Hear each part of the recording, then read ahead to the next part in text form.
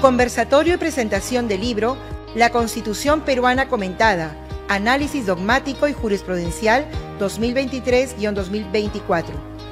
Participan Ernesto Blume Fortini, expresidente del Tribunal Constitucional; Raúl Chanamé Orbe, profesor principal en la Facultad de Derecho y Ciencias Políticas de la Universidad Nacional Mayor de San Marcos; Aníbal Quiroga León, profesor principal de la Facultad de Derecho de la Pontificia Universidad Católica del Perú y de la Universidad de Lima.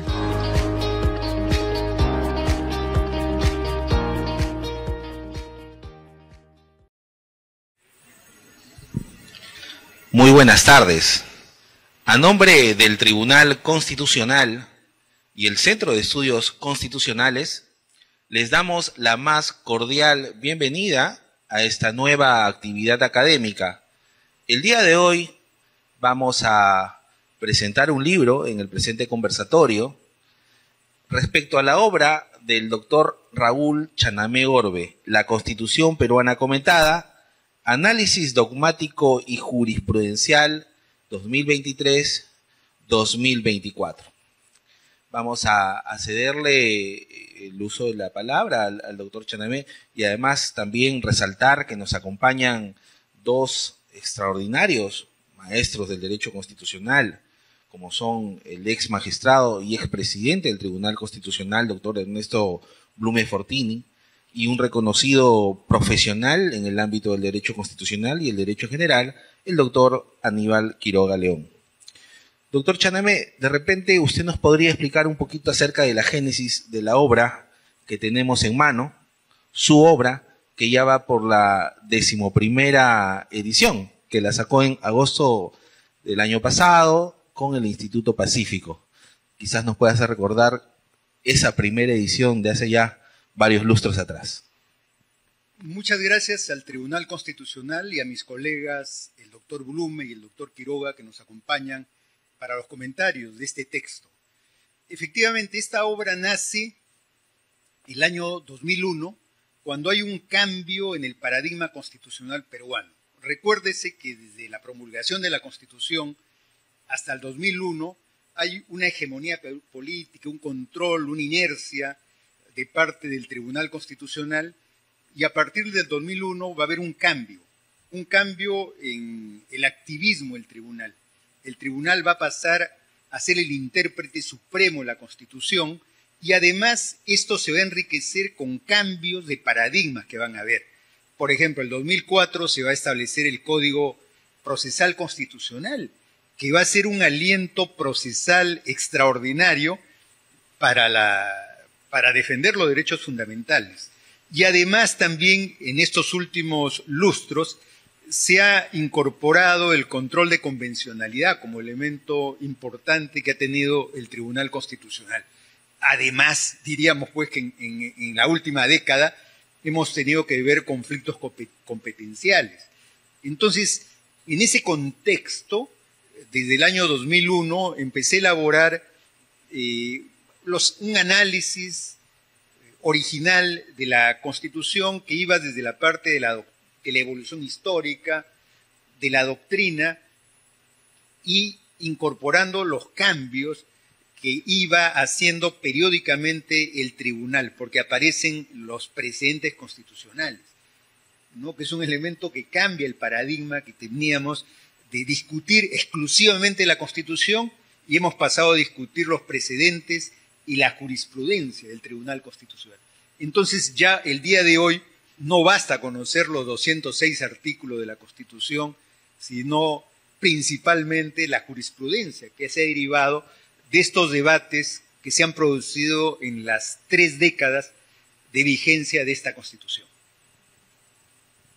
Muchísimas gracias por esa explicación respecto a la génesis de la presente publicación, de la presente obra. Y lo que acaba de comentar el doctor Chanamé, de alguna manera lo resalta en el estudio preliminar que tiene este libro. Como bien dice el doctor Chanamé, la Constitución del 93, a pesar de su poco auspicioso origen, como bien sabemos, ha durado 3 décadas, en medio de la subversión terrorista, la crisis económica y los recurrentes golpes de Estado. 3 factores han dado continuidad. 1, la estabilidad económica. 2, el crecimiento económico inédito entre el 2000 y el 2020. Y 3, precisamente lo que acaba de mencionar, el papel modulador del Tribunal Constitucional ante las normas con vacíos, evidente de la Constitución, o normas constitucionales limitadas o excesivas. Dentro de este panorama, este estudio preliminar nos brinda una pregunta, diría yo, bastante importante para comprender los 30 años o más y meses que tiene esta Constitución del 93. Aquí hay un cuadro que dice aspectos a priorizar en el Perú, y evidentemente es bajo la vigencia de esta carta. La pregunta es, ¿cuáles son los aspectos que se deberían priorizar en el Perú durante el presente año? Quizás me atrevería a agregar yo en el presente año y en los siguientes. Y las respuestas son las siguientes. En primer lugar, lucha contra la delincuencia, inseguridad ciudadana, con un 53%. Con un 49%, lucha contra la corrupción, mejorar el sistema de salud, mejorar el sistema educativo. Y ya en los últimos lugares encontramos, por ejemplo, convocar a una asamblea constituyente o la reducción de la informalidad. Entonces podemos darnos cuenta cómo el peruano o los peruanos priorizamos ciertos temas bajo la vigencia de esta Carta del 93. Le lanzo una pregunta al panel que nos acompaña. ¿Cómo debemos actuar las autoridades y la ciudadanía con los elementos que nos brinda la Carta del 93 para poder fortalecer estos temas o darle solución a estos temas que los peruanos vivimos cada día? Si me permite el panel, voy a hacerle el uso de la palabra al maestro Ernesto Blume para que nos pueda brindar algunas apreciaciones. Muchas gracias. En primer lugar, agradezco la invitación a este panel tan importante y expreso mi gran satisfacción de encontrarme en él, sobre todo porque se trata de comentar una obra de gran significación que ha producido don Raúl Chanamé Orbe, profesional de primer nivel en nuestro medio y en lo particular un directo amigo mío. Lo que quiero apuntar respecto de esta obra, en primer lugar, es lo siguiente. Esta obra tiene una peculiaridad que hay que resaltar y que creo que la hace muy diferente a otros trabajos similares. Y es las condiciones y las especialidades del autor. Porque no se trata únicamente de un destacadísimo hombre de derecho, sino de un historiador del derecho, de un constitucionalista, de un experto en derecho electoral y de un analista político, que, inspirado en esas especialidades, ha hecho un estudio dogmático y jurisprudencial de la Constitución de 1993. Entonces, el enfoque de esta obra no es ajeno a esas especialidades. Yo diría, está impregnado de un baño que tiene que ver con la historia del derecho, que tiene que ver con el constitucionalismo, que tiene que ver con la experiencia del autor en el ámbito electoral y tiene que ver también con su agudo análisis que permanentemente hace de la realidad nacional. Y este es algo que yo quiero resaltar, porque normalmente este tipo de obras son llevadas a cabo por expertos en la disciplina y punto, pero no por personajes que, siendo expertos en una disciplina, tienen estas características. Y desde ese punto de vista, yo me permito invitar a todos nuestros seguidores, los seguidores del Tribunal Constitucional y del Centro de Estudios Constitucionales, a que revisen y se detengan en esta obra, porque trasciende lo estrictamente constitucional, lo estrictamente jurisprudencial y lo estrictamente dogmático, para también trasladarse a la realidad de los hechos, a los datos estadísticos, al aquí y a la ahora de la Constitución. Es decir, cómo la Constitución opera a la luz de sus principios, valores, instituciones, derechos y de toda la experiencia recogida por el autor en el Perú de hoy y cómo está reflejada. Entonces, creo que lo que acabo de apuntar es muy importante tener en cuenta, porque nos permite una visión con matices y carices distintivos, diferentes y sumamente positivos. Esto quería decir como primer aporte, no sé si en tiempo estoy bien y después puedo agregar. Usted es el moderador y lo dejo para que decida. Muchísimas gracias, estimado doctor. Nosotros encantadísimos de permanecer con usted horas, ya que serían horas súper bien aprovechadas, créanme usted. Le cedemos el uso de la palabra al doctor Aníbal Quiroga León para que nos pueda dar sus apreciaciones sobre el libro, sobre el autor y quizás complementar un poco la pregunta que hemos podido brindar a la comunidad virtual que el día de hoy nos está siguiendo. Estimado doctor.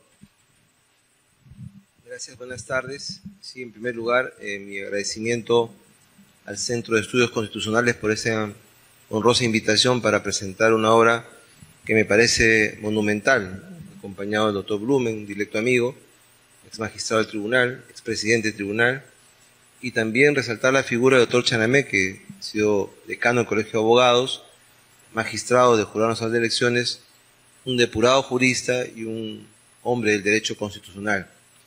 Y justamente el comentario de ahora versa sobre su obra. Yo calificaría su obra como una obra monumental porque hace un estudio muy completo sobre la Constitución.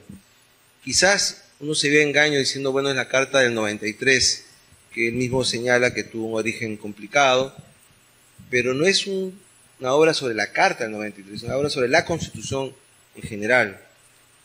Yo he tomado de él una enseñanza anterior en que se apuntaba con mucha agudeza que la diferencia entre la Carta del 79 y la Carta del 33 y la Carta del 79 rompía con el sistema aristocrático de la sociedad peruana, ¿no?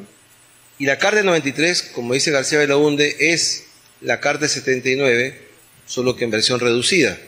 Algunos aspectos puntuales fueron mejorados, como el tema de la Defensoría del Pueblo, que no estaba en la Carta del 79, estaba dentro del Ministerio Público.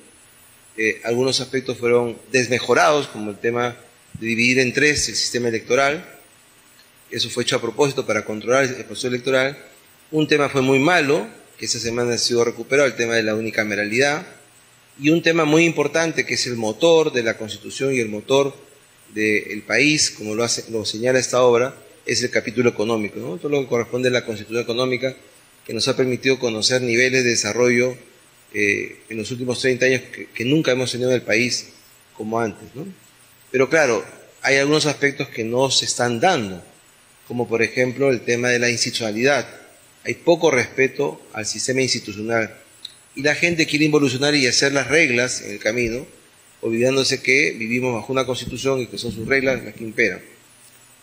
También resalta la obra una cosa que está en la realidad, y es que esta es la constitución más sólida que ha tenido el Perú, más allá de su origen o más allá de su autoría. Al final de cuentas, ya no es la constitución de Fujimori, es la constitución del país que ha ido dotándose en 30 años de democracia un texto mucho más completo.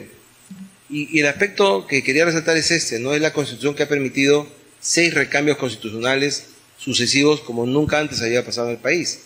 Claro, uno puede citar la Carta del 60, que nominalmente duró 60 años, pero hubieron golpe de Estado, hubo la guerra con Chile, hubieron estatutos militares y no fue cumplida totalmente. O la Carta del 33, que tuvo 40 y pico años de vigencia, pero claro, con 3 o 4 golpes de Estado, y el propio golpe de Estado Velasco, que la suspendió hasta el año 79, que se hizo la constitución de entonces, ¿no? Pero ninguna constitución en el país, de las 12 que hemos tenido, ha tenido 30 años de vigencia ininterrumpida.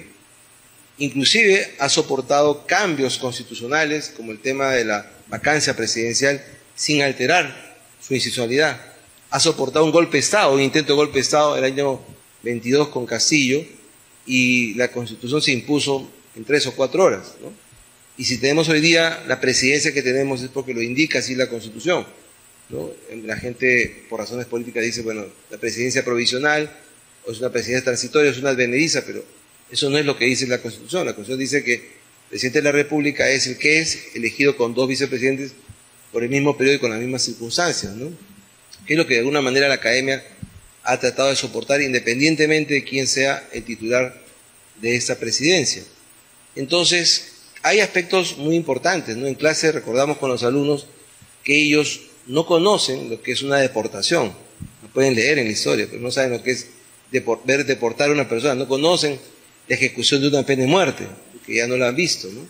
No conocen lo que es que se cierre el Congreso inconstitucionalmente, a pesar del debate que hubo con el cierre de Vizcarra.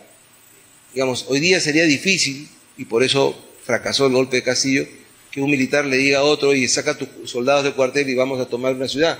Porque lo primero que haría el coronel o general sería darme una orden por escrito que sea además constitucional, para no generarse responsabilidades. Entonces, hemos aprendido a vivir en democracia, hemos aprendido a vivir bajo una constitución, y hemos soportado los intentos de cambio a través de una asamblea constituyente que no está prevista en la Constitución porque tiene un sistema de recambio rígido, el artículo 206.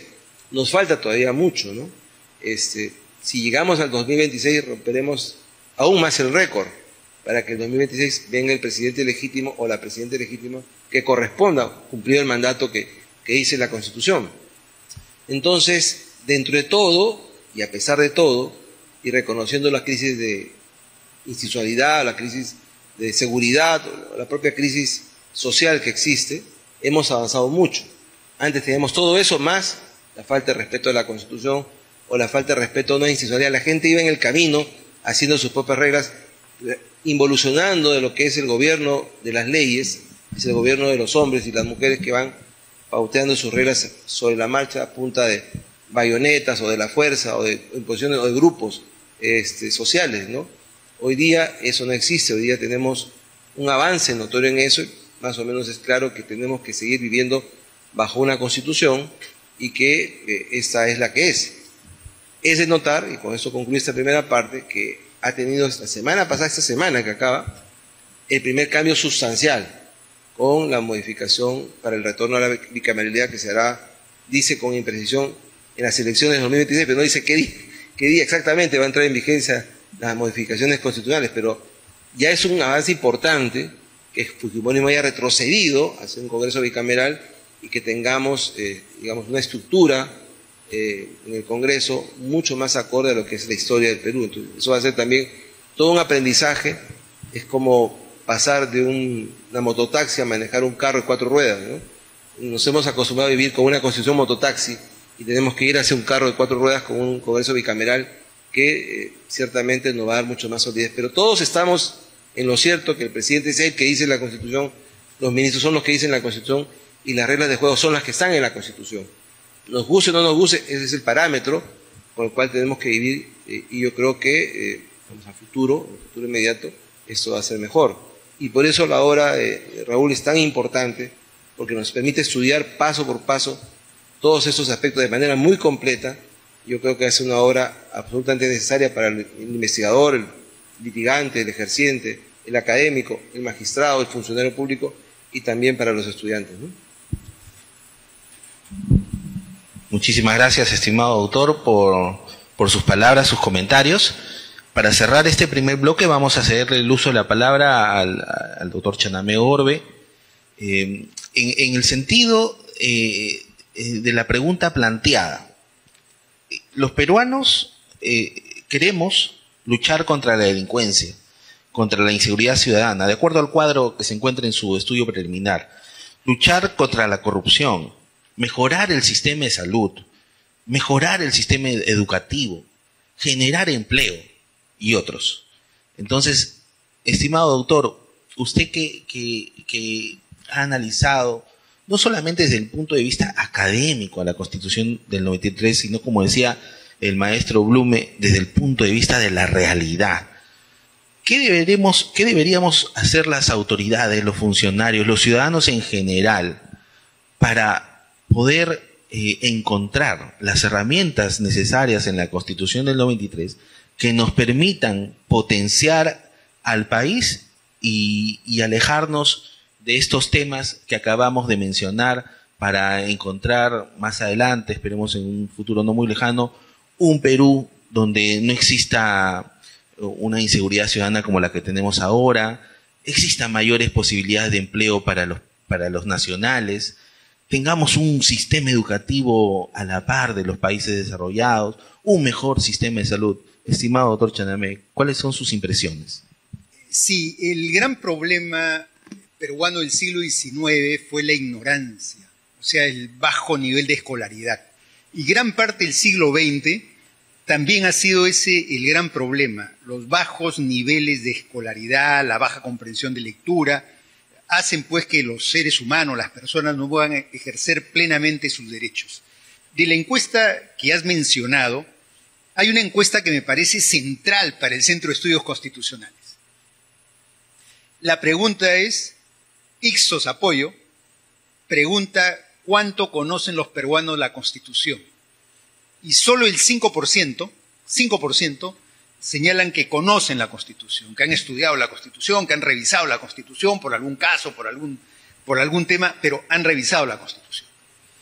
El 25% dice que alguna vez se acercó al texto constitucional por alguna curiosidad. Y el 70% señala que nunca, jamás vio la Constitución. 70%. O sea, un país no podría avanzar constitucionalmente si la mayoría de los peruanos simplemente tienen ignorancia sobre toda la Constitución. Y allí viene un gran problema, porque ese 70% que desconoce la Constitución es el mismo público objetivo que pide que cambiemos la Constitución. O sea, no conoce la Constitución, pero a su vez exiges algo imposible, pues. Estás pidiendo cambiar lo que no conoces. Por eso, ¿quién tiene legitimidad para exigir cambiar la Constitución? Aquellos que conocen la Constitución, aquellos que han dicho hay incongruencias, el doctor Blume, el doctor Quiroga podrían decir hay incongruencias, no está bien la unicameralidad, porque conozco la Constitución, porque la he aplicado, la he probado, la he revisado.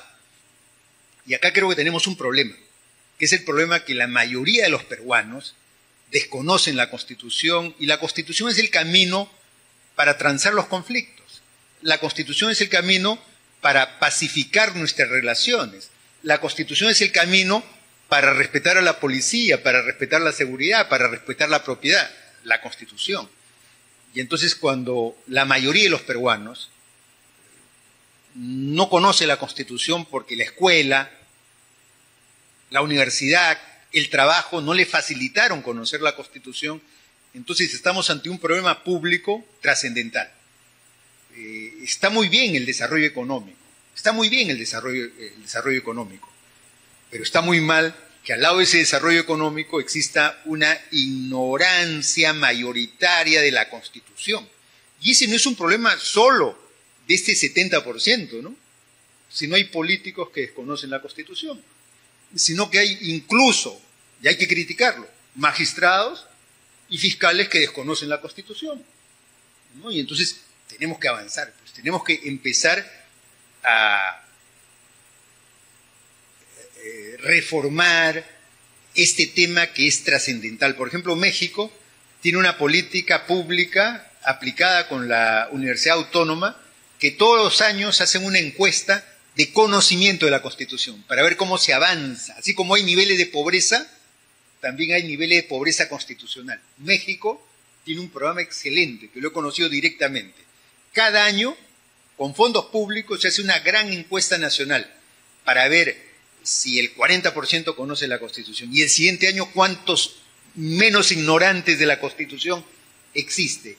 Y eso se lo aplican al colegio, a la universidad y a todas las instituciones donde se divulga el texto jurídico, ¿no? Entonces creo que eso es importante para nosotros.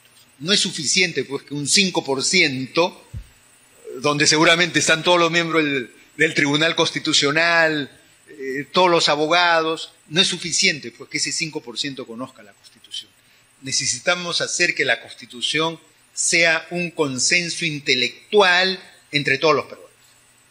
A pesar de que el propio artículo 14 de la Constitución nos da un mandato, diría yo, hasta imperativo, ¿no?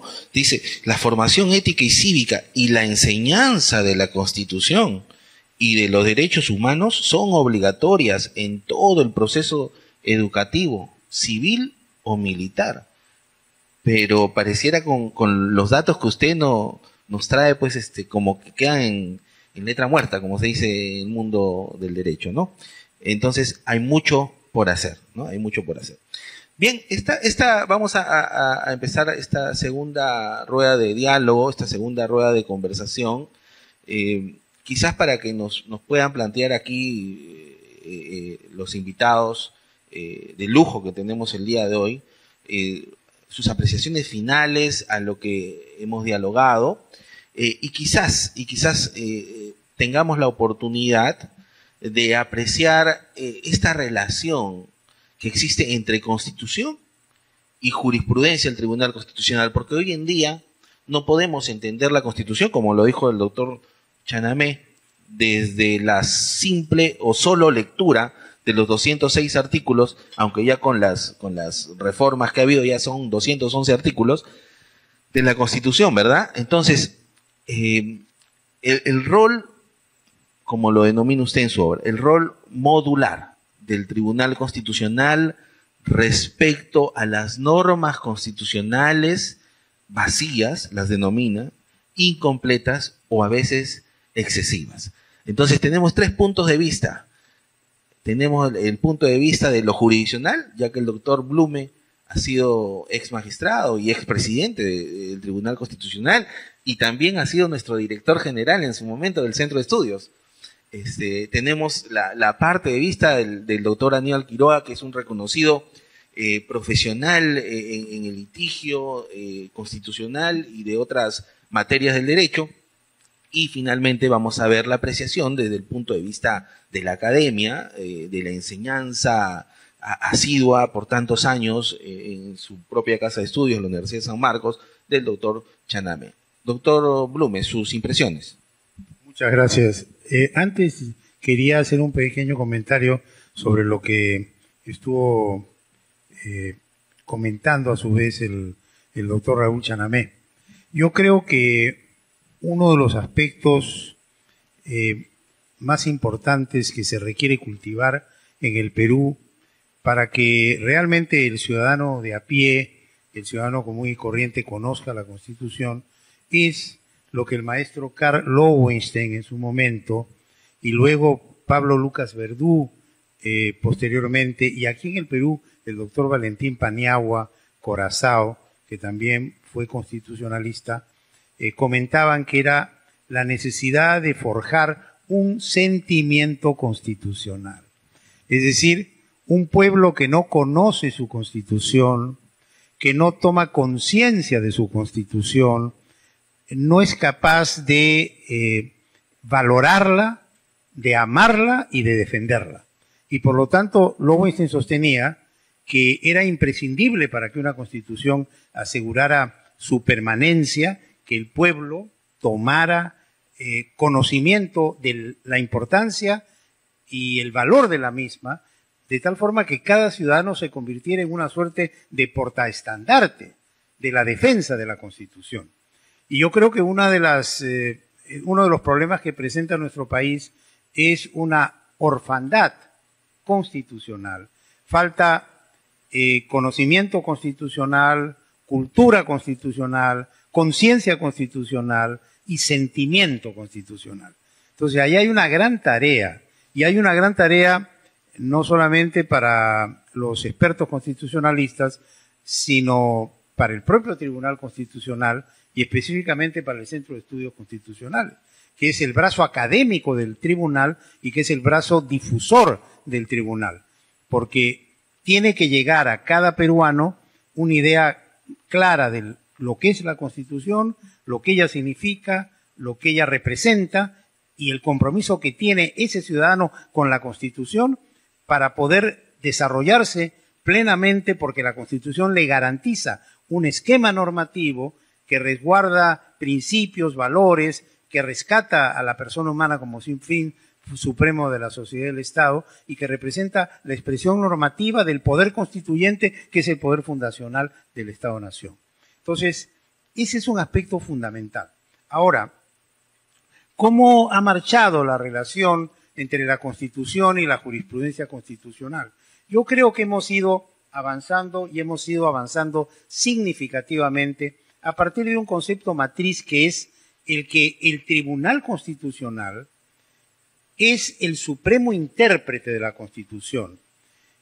Es decir, el que da la interpretación final del contenido normativo de las disposiciones constitucionales. Bien sabemos que el propio Tribunal Constitucional, la doctrina nacional y además recogiendo la jurisprudencia y la doctrina internacional, ha diferenciado entre dos conceptos básicos: el concepto de disposición y el concepto de norma, señalando que la disposición es la literalidad del precepto y la norma es el contenido o significado de esa literalidad.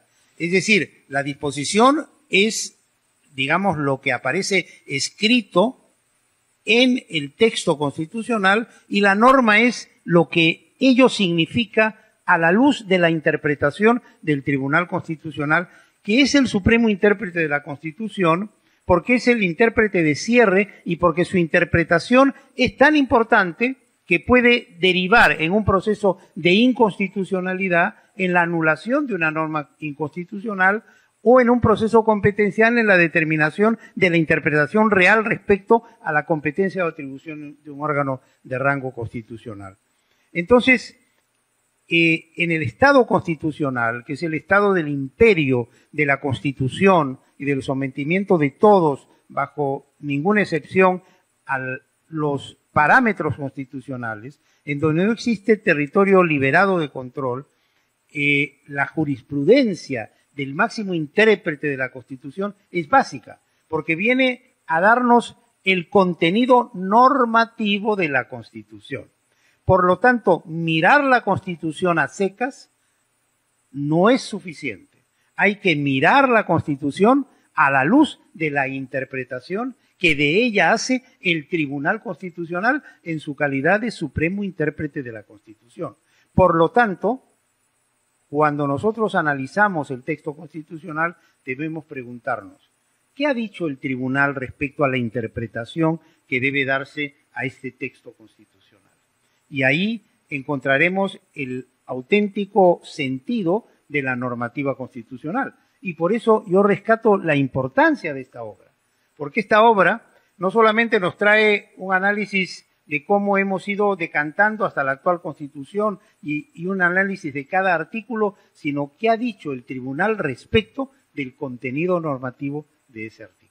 Entonces yo creo que la relación entre la Constitución y el Tribunal Constitucional es una relación consustancial a lo que podríamos denominar el sistema constitucional peruano, a lo que es el Estado constitucional, que es el que hoy tiene el Perú como modelo de Estado de avanzada y que adquirió y que asumió en la Constitución de 1979, cuando se crea el control concentrado de la constitucionalidad y un ente que en ese momento se denominó Tribunal de Garantías Constitucionales, con el poder suficiente de inclusive anular las leyes del propio Congreso de la República, acabando con el modelo clásico liberal de un Estado en donde había un primer poder del Estado que era el único que interpretaba la Constitución y anulaba las normas y tenía pues una categoría especial. Eso se acabó. Hoy no hay primer poder del Estado en el Perú, ya esa división clásica tripartita es obsoleta, hoy se habla del poder y de fases o aspectos de ejercicio del poder. Entonces, estamos en una dimensión distinta y en esa dimensión yo creo que explora con lucidez y con visión el maestro Raúl Chanamé.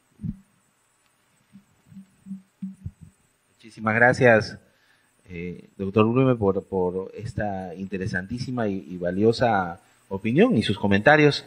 Asimismo, vamos a trasladarle, a cederle la posta académica al doctor Aníbal Quiroga para que nos pueda dar sus apreciaciones en este segundo bloque. Doctor. Muchas gracias. El tema de la interpretación constitucional es un tema fascinante, ¿no? Digamos, de toda el área del derecho constitucional la que más me apasiona a mí, la que más me gusta. Y tiene que ver con varios aspectos, ¿no? En primer lugar, las constituciones originales básicamente eran textos que dividían el poder. El poder absoluto se divide bajo el esquema del control entre poderes para buscar un equilibrio, ¿no? La formulación de derechos fundamentales es algo posterior, pero los instrumentos de control de la Constitución, tanto los orgánicos como los de la libertad, son una creación posterior y se crean justamente para darle contenido a la Constitución, para poder saber qué cosa dice la Constitución. Ya en 1803, cuando se hace el debate de Marbury versus Madison en la Suprema Corte de los Estados Unidos, la gran, decisión fue a quién le corresponde la interpretación de la Constitución. Los congresistas de Estados Unidos decían al Congreso, y la Corte Suprema dijo no a la Corte Suprema. Entonces se autoatribuyó esta facultad y creó el control difuso como un sistema de control, pero básicamente bajo el método de la interpretación. Y entonces la expresión anglosajona, ¿no? El juez hace la ley, se trocó por la Corte Suprema dice qué cosa es la Constitución. El magistrado Hughes dijo, vivimos bajo una Constitución, pero la Suprema Corte dice qué cosa es la Constitución. Y acá tendría una pequeña digresión o discrepancia sutil con el doctor Blume, porque el sistema peruano es un sistema mixto. Nosotros mantenemos todavía el control difuso en sede judicial, y por lo tanto un juez judicial puede hacer interpretación de la Constitución, y puede ser una interpretación de cierre, una interpretación que no va a ir al tribunal. Por ejemplo, cuando a Ana Estrada, en el Poder Judicial le dicen que puede disponer de su vida, y consagra la sentencia judicial de eutanasia, a ser favorable, eso no va al tribunal.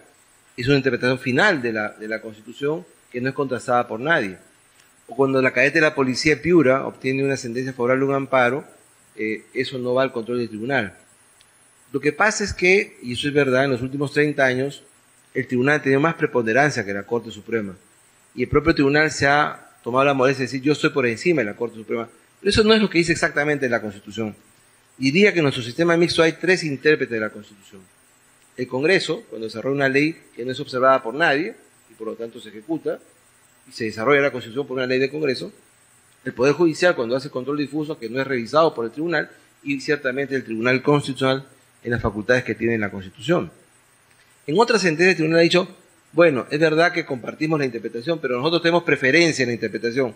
Bueno, eso podría ser un tema discutible, pero en los hechos el tribunal tiene hoy día la última palabra en la interpretación constitucional. ¿Por qué eso es así? Porque la Constitución es un texto abierto. Usted lo mencionó en su pregunta de introducción. La Constitución no es un texto cerrado, no se podría definir como un código civil. El concepto del honor, libertad, igualdad, no es el mismo que hoy, que hace 200 años, ¿no? Hace 200 años había en la Constitución el derecho a la igualdad, decía la Carta, todas las personas nacen libres iguales ante la ley, pero había esclavitud, y las mujeres no votaban, los policías no votaban, no se reconocía el derecho de las personas que tienen una opción sexual distinta a optar por un documento diferente, o el caso Morán. Entonces, evidentemente el concepto de igualdad no es hoy el mismo que hace 200 años.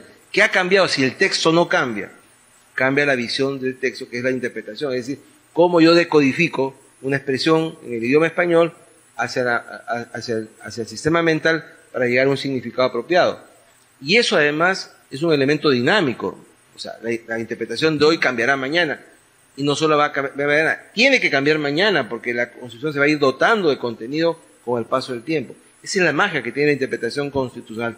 Los instrumentos de defensa de la Constitución se basan en ese método de interpretación. Entonces, la pregunta básica es, ¿cuál es el método más apropiado para interpretar la Constitución?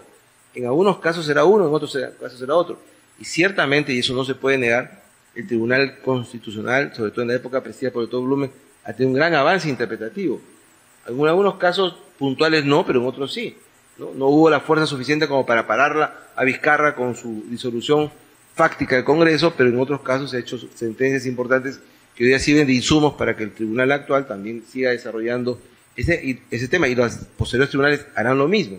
Entonces, ese tema es capital, y en la obra está muy bien descrito, porque esos instrumentos que además se han ido gestando históricamente.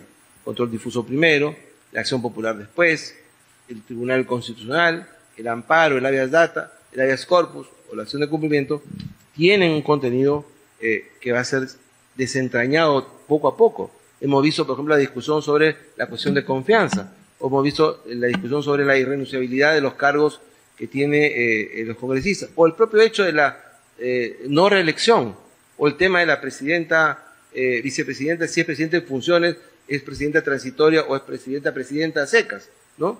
La diferencia entre el presidente del Congreso que asume por sucesión la presidencia por un año, que él sí es transitorio, con un vicepresidente que asume la presidencia, o el tema, y con eso acabo esta segunda parte, de la Asamblea Constituyente, ¿no? Porque había quienes veían, como decía el doctor Blume, literalmente en la Constitución, artículo 32, la reforma de la Constitución se puede hacer por un referéndum y querían hacer vía referéndum porque la gente, como dice el doctor Chanamé, que no sabía qué cosa dice la Constitución, pensaba que el desarrollo del país era a través de la Constitución, de una reforma de la Constitución.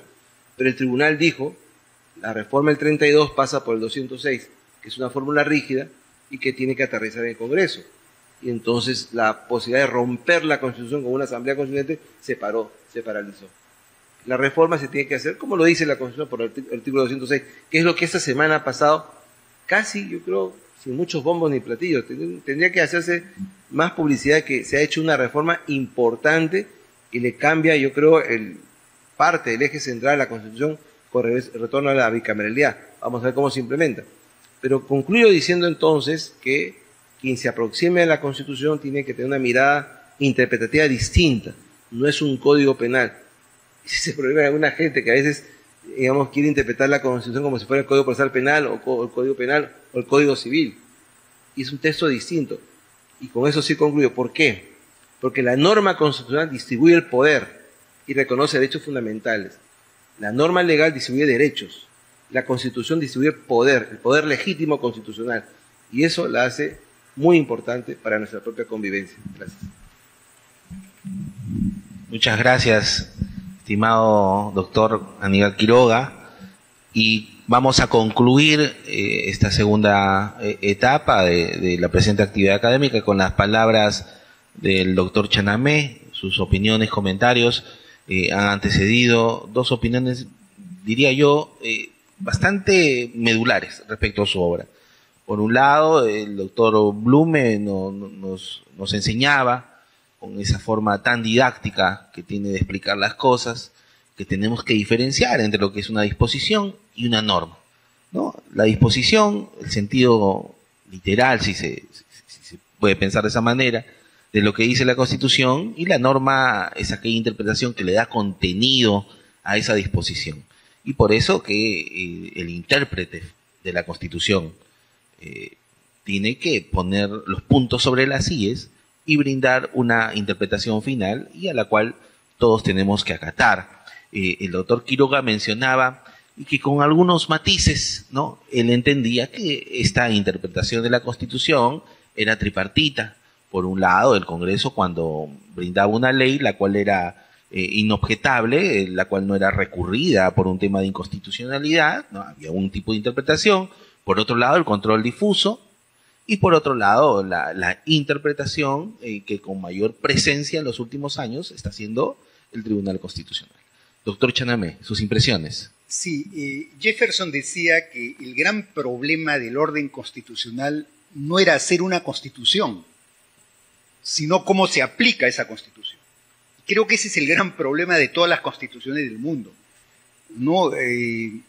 Los que no conocen la Constitución tratan de mistificar, idealizar, exagerar sobre el papel de una Constitución, ¿no? En la política hemos visto, la Constitución va a resolver el problema de la pobreza, la Constitución va a resolver el problema de la descentralización. La Constitución no va a resolver esos problemas, ¿no?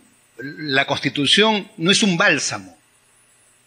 La Constitución es un instrumento que permite a los seres humanos llegar mejor a la libertad y producir la igualdad. Pero no es que la Constitución en sí resuelve los problemas. Lo dice Jefferson, el problema no es crear una Constitución. El gran problema es cómo aplicar esa Constitución. Por eso, ha venido el tema de la interpretación constitucional, que es la cuarta disposición final de la Constitución, que nos pone un parámetro más allá del texto constitucional. Tenemos que interpretar la Constitución de acuerdo a lo que establece la Corte y la Comisión Interamericana. Y entonces nos pone un parámetro más allá que nos hace que discutamos la aplicación de la Constitución en clave nacional, pero también en clave internacional. Y de allí creo que se han derivado interpretaciones más extensas, más amplias, más acorde ya con la propia sociología de nuestros pueblos. Nuestros pueblos tienen una sociología. Sartori tiene una obra que siempre me impactó, Ingeniería Constitucional Comparada. Me parece que es el gran texto que sitúa el problema de América Latina en el orden constitucional. Sartori decía, ¿en América Latina faltan derechos nominales? No, decía, sobran derechos.